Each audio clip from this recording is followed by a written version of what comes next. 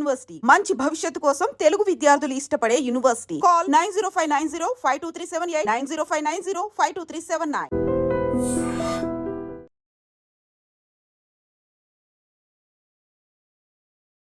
ఏమైందో ఏమో కానీ ఇటీవల కాలంలో అక్రమ సంబంధాల కారణంగా హత్యలు అడ్డగోలుగా పెరిగిపోతున్నాయి. ఇక్కడ అక్కడ అని కాదు, దేశవ్యాప్తంగా రోజు ఏదో ఒక చోట భార్య భర్తను చంపడమో భర్త భార్యను చంపడమో కామన్గా మారిపోయింది. తాజాగా ఓ వివాహిత ఏకంగా తన ప్రియుడిని ఇంటికి పిలిపించుకునే సరసాలాపాల్లో తేలియాడింది. సకాలంలో రాడనుకున్న భర్త రానే వచ్చాడు. ఆ తతంగాన్నంతా కల్లారా చూశాడు. ఆవేశంతో రగిలిపోయాడు. ఆ సమయంలో తప్పు చేసి దొరికిపోయిన భార్య పశ్చాత్తాపడాలి కానీ పైశాచికంగా ప్రవర్తించింది. ప్రియుడి సాయంతో తనకు తాళి కట్టిన భర్తనే అత్యంత దారుణంగా హతమార్చింది.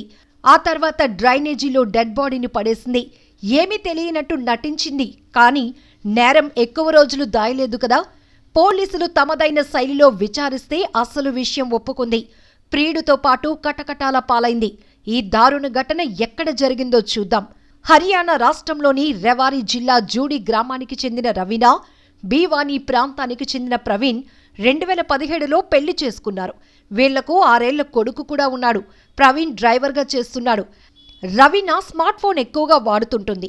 సోషల్ మీడియాలో కొత్త పరిచయాలు, రీల్స్ చేయటం అంటే రవీనాకు చాలా ఇంట్రెస్ట్. ఈ విషయంలో భార్యాభర్తల మధ్య తరచూ గొడవలు కూడా జరిగాయి.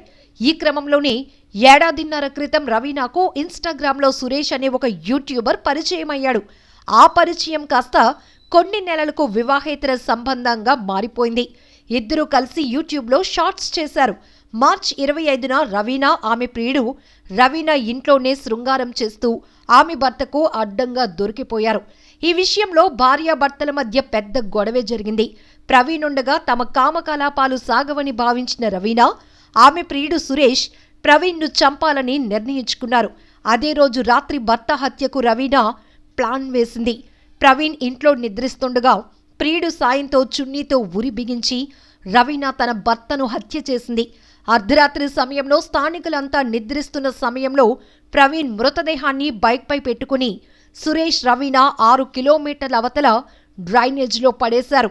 సురేష్ కనిపించకపోవడంతో అతని గురించి కుటుంబ సభ్యులు, స్థానికులు ఆరా తీశారు. రవీనాను అడగ్గా ఎక్కడికెళ్లాడో తనకేం తెలియదని బుకాయించింది. ఆమెపై అనుమానం వచ్చిన పోలీసులకు ఫిర్యాదు చేశారు. పోలీసులు సీసీటీవీ ఫుటేజ్లు పరిశీలించగా రవీనా, ఆమె ప్రియుడు చేసిన ఘోరం బయటపడింది.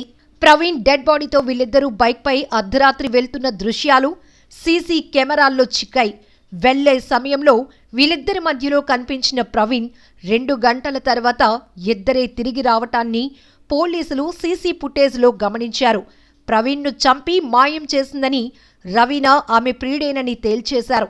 మార్చి 28న ప్రవీణ్ డెడ్ బాడీ లభ్యమైంది. పోలీసులు రవీనా, ఆమె ప్రియుడు సురేష్పై హత్య కేసు నమోదు చేసి జైలుకు పంపారు. ఏది ఏమైనా ఓ మహిళ కామం నిండు ప్రాణాన్ని తీసింది. 6 ఏళ్ల కుర్రాడిని అనాథను చేసింది.